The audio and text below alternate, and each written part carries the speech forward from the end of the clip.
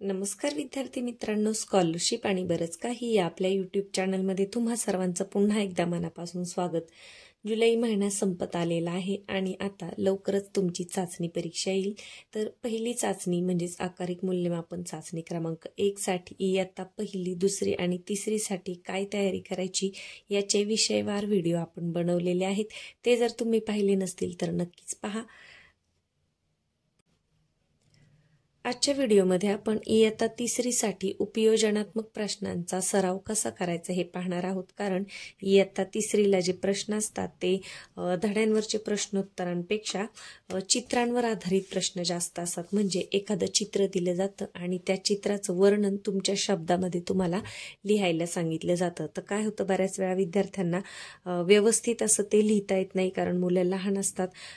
5 ते 6 वाक्यामध्ये जर वर्णन लिहायला सांगितलं तर मुलं 2 ते 3 वाक्यामध्ये लिहू शकतात. जास्तीत जास्त उत्तर आपलं मोठं कसं होईल किंवा जास्तीत जास्त योग्य असं वर्णन आपण कसं करायचं हे मी आजच्या व्हिडिओमध्ये तुम्हाला सांगणार आहे.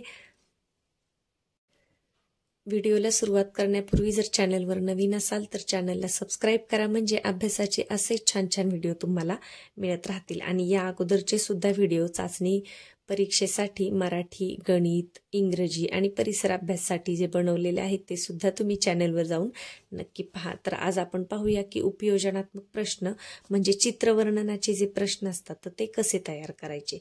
हे पहा, आता मी इथे मी इयत्ता तिसरीचं जे आपलं बालभारतीचं पुस्तक आहे त्याच्यातील हा जो पहिला भाग आहे तो घेतलाय.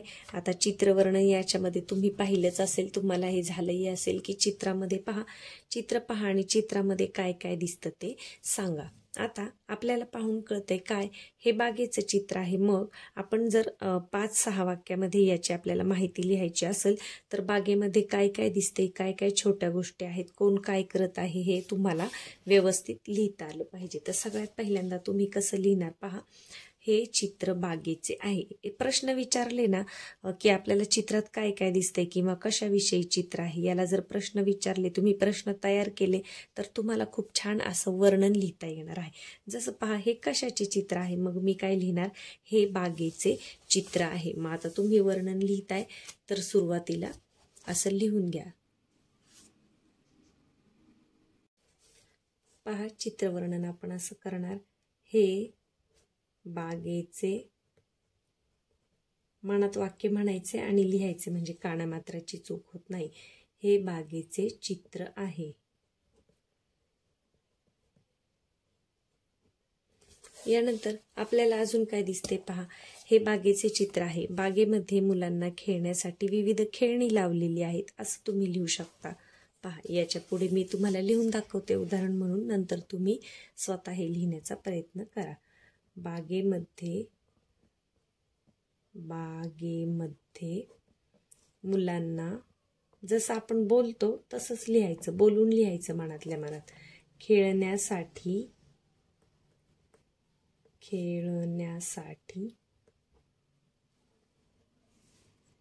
वेगवेगळी खेळणी लावली आहेत. वेगवेगळी खेळणी किंवा साहित्य.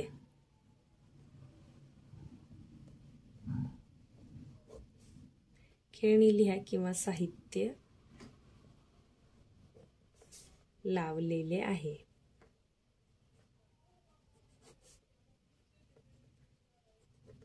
या पद्धतीने जे आपल्याला चित्रात दिसतंय ते आपण मनामध्ये वाक्य म्हणायचे आणि तसं लिहायचं आहे. पहा, आता बागेमध्ये काय काय दिसतंय.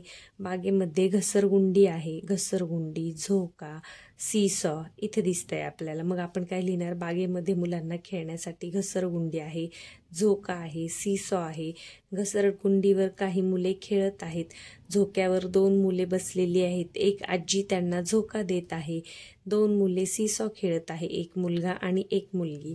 यानंतर इकडे काय दिसतंय आपल्याला पहा, इकडे एक फेरीवाला दिसत आहे, तो शेंगदाणे किंवा फुटाणे विकत आहे. तर एक मुलगा त्याच्याकडून शेंगदाणे घेत आहे. बागेमध्ये कारंजा आहे. यानंतर बागेमध्ये बागेमध्ये काही लोक फिरायला आलेले आहेत. इथे दिसतोय पहा, एक माणूस आहे, एक बाई आहे. यानंतर एक म्हातारा माणूस चालताना दिसत आहे. त्याच्या हातामध्ये आधारासाठी काठी घेतलेली आहे. बागेमध्ये छोटंसं तळ आहे. तळ्यावरून जाण्यासाठी लाकडी पूल आहे. हे बागेचं प्रवेशद्वार आहे. बागेच्या प्रवेशद्वाराजवळ फुगेवाला फुगे विकत आहे. यानंतर इथे एक फळांची हातगाडी दिसत आहे.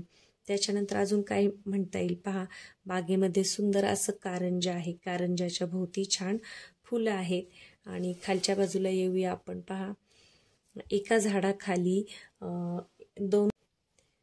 बागेमध्ये झाडाखाली एक कुटुंब बसलेले आहे. एक मुलगी हातामध्ये प्लेट घेऊन खाऊ खात आहे. यानंतर काय, एक मुलगी हातामध्ये फुगे घेऊन चालली आहे. त्या तिच्याकडे 3 रंगांचे फुगे आहेत, लाल, निळा आणि पिवळा. यानंतर एक मुलगा आणि एक मुलगी दोघेही खेळत आहेत. यानंतर इथे पहा, एक मुलगा कचरा कुंडीमध्ये टाकत आहे. या बागेमध्ये छान छान फुलझाडे लावलेली आहेत. यानंतर जागोजागी लाईट्स लावलेल्या आहेत. सगळेजण बागेमध्ये फिरण्याचा आनंद घेत आहेत आणि चित्रामध्ये अगदी सुंदर अशा बागेचं वर्णन दिलेलं आहे. असं प्रत्येक बारीक बारीक गोष्ट तुम्ही पाहायची आहे आणि त्याच्यावर वाक्य तयार करायचं आहे.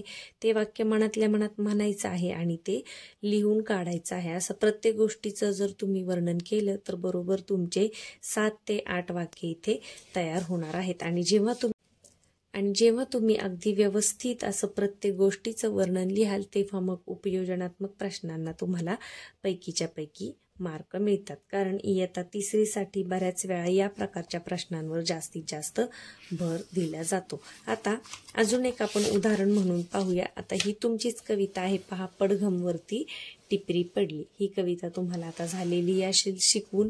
तर आता याच्यामध्ये जे चित्र दिसतंय आपण हे चित्र वर्णनासाठी घेऊया. आता हे कवितेचं आहे तरी पण वर्णन कसं करायचं त्याच्यासाठी म्हणून मी तुम्हाला सांगत आहे. पहा, आता चित्रामध्ये काय दिसते तर हे पावसात खेळणाऱ्या मुलांचे चित्र आहे. चित्रामध्ये कौलारू घर दिसत आहे. मुसळधार पाऊस पडत आहे. यानंतर पहा, चित्रामध्ये वीज कडाडताना दिसत आहे. आकाशामध्ये काळे ढग जमलेले आहेत. पावसामध्ये मुले आनंदाने नाचत आहेत.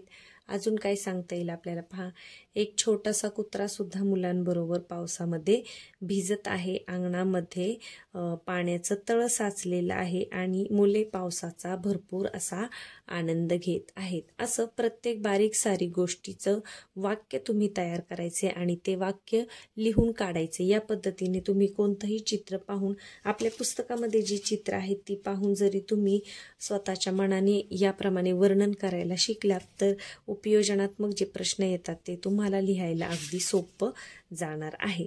आता ज्या विद्यार्थ्यांना लगेचच असं वर्णन करता येत नाही तर त्यांच्या सरावासाठी पालकांनी काय करायचे पहा, त्यांना एक एक शब्द द्यायचा. आता सगळ्याच विद्यार्थ्यांना लगेचच चित्रवर्णन जमेल असं नाही, तर त्यांच्यासाठी एखादा शब्द द्या, जसं झाड. मग या झाडावरून एक वाक्य तयार करायला सांगायचं, म्हणजे त्यामध्ये झाड हा शब्द आला पाहिजे. जसं झाडं माणसांसाठी खूप उपयोगी आहेत किंवा मला झाडे खूप आवडतात, असं एका शब्दावरून त्यांना वाक्य बनवायला शिकवायचं. नंतर एका शब्दावरून त्यांना 2 ते 3 वाक्य बनवायला शिकवायची. ही सुरुवात जर तुम्ही मुलांना करून दिली तर हळूहळू मुलं चित्रवर्णन करायला लागतात. तर अजून आपल्या पुस्तकामध्ये जी वेगवेगळी चित्र आहेत ती तुम्ही पहा आणि त्याचं वर्णन करायला शिका. आता मुसळधार पावसाने वरोरा जलमय, हे जर आपण झालं, आपण पाहिले हे काय आहे, पावसाविषयी बातमीचं किंवा आम्ही बातमी वाचतो याच्यामधलं हे आहे. तर आपल्याला जर ह्या चित्राचं वर्णन सांगितलं तर मग आपण कसं करणार पहा. आकाशामध्ये भरपूर काळे ढग जमलेले आहेत. मुसळधार पाऊस पडत आहे. यानंतर 2 मुलं बस स्थानकावर थांबलेली आहेत. यानंतर चित्रामध्ये एक गाय दिसत आहे. एक मुलगी घरी शाळेतून परत निघालेली आहे. अचानक आलेल्या पावसामुळे लोकांची तारंबळ उडालेली दिसते. पहा, जोराचा वारा सुद्धा वाहत आहे आणि सगळीकडे पाणीच पाणी साठलेलं आहे. असं प्रत्येक बारीक सारीक गोष्टीचं निरीक्षण करायचं, त्याचं वाक्य करायचं आणि ते वाक्य व्यवस्थित लिहून काढायचं आहे. तर आपल्या पुस्तकामध्ये भरपूर चित्र आहेत. तुम्ही काय करा, सरावासाठी त्या प्रत्येक चित्राचं वर्णन स्वतःच्या स्वतःच्या शब्दामध्ये करा. वर्णन लिहिताना शक्यतो पुस्तकामध्ये जशी भाषा असते तशी अगदी व्यवस्थित भाषेमध्ये लिहिण्याचा सराव करा. म्हणजे उपयोजनात्मक जे प्रश्न येतात, कसाही प्रश्न आला तरी तुम्हाला त्याचं उत्तर लिहिता येईल. अजून एक वेगळ्या प्रकारचे प्रश्न जसे आपल्या पायाभूत चाचणीला आले होते की एखादा प्रसंग पूर्ण करण्यासाठी तुम्हाला येतो. मग आत्ताच्या पॅटची जी परीक्षा झाली पायाभूत चाचणी, त्याच्यामध्ये एक प्रश्न आला होता पहा, की बाबा आणि मी बाजारातून घरी जात होतो. जाताना एका झाडाखाली थांबलो आणि झाडावरून एक चिमणी खाली पडली आणि मग मी, आणि पुढे उत्तर लिहायला जागा होती. तर पुढे मुलांनी स्वतः कल्पना करून त्याचं उत्तर लिहिणं अपेक्षित होतं. जर असं काही आपल्याला आलं तरी सुद्धा आपल्याला त्याच्यावर वाक्य करून लिहिता आली पाहिजे की आपण काय केलं असतं, त्या चिमणीला थोडंसं पाणी, तिथे प्रसंग लिहायचा तर त्या चिमणीला मी थोडे पाणी पाजले आणि मग तिला पुन्हा तिच्या घरट्यामध्ये ठेवले. किंवा काही मुलं असंही लिहितील की त्या चिमणीला उचलून मी अलगद घरी आणले, तिला एका छोट्या टोपलीमध्ये ठेवले, तिला पाणी प्यायला दिले, दाणे खायला दिले, थोडे दिवस तिची काळजी घेतली आणि चिमणी बरी झाल्यावर मी पुन्हा तिला तिच्या झाडामध्ये घरट्यावर सोडून आलो. असं स्वतः कल्पना करून स्वतः कोणत्याही प्रसंगावर लिहायला शिका. म्हणजे उपयोजनात्मक प्रश्न तुम्हाला कशाही प्रकारचा आला तरी त्याचे तुम्हाला चांगले असे मार्क मिळतात. आणि याच्यातून काय होतं, मुलांची विचारशक्ती ही विकसित होण्यासाठी मदत होते. त्याच्यामुळे जास्तीत जास्त अशा चित्रांचं वर्णन करायला सुरुवात करा. जरी आपल्याला जेव्हा तुम्ही स्वतःहून अशा प्रकारचे प्रश्न घरच्या घरी तयारी करायला सुरुवात कराल तेव्हा कसाही प्रश्न आला तरी तो तुम्हाला खूप छान पद्धतीने लिहिता येईल. चाचणीच्या तयारीसाठी आपले जे बालभारतीमधले जे प्रश्नोत्तर आहेत त्यांचा व्हिडिओ आपण बनवलेला आहे. चॅनलवर जाऊन तुम्ही तो नक्कीच पहा, त्याचा सुद्धा तुम्हाला खूप उपयोग होईल. आजचा व्हिडिओ जर आवडला असेल तर व्हिडिओला लाईक करायला विसरू नका आणि चॅनलवर नवीन असाल तर सबस्क्राईब करा. म्हणजे अभ्यासाचे असे छान छान व्हिडिओ तुम्हाला मिळत राहतील. चला तर मग पुन्हा भेटूया पुढच्या व्हिडिओमध्ये.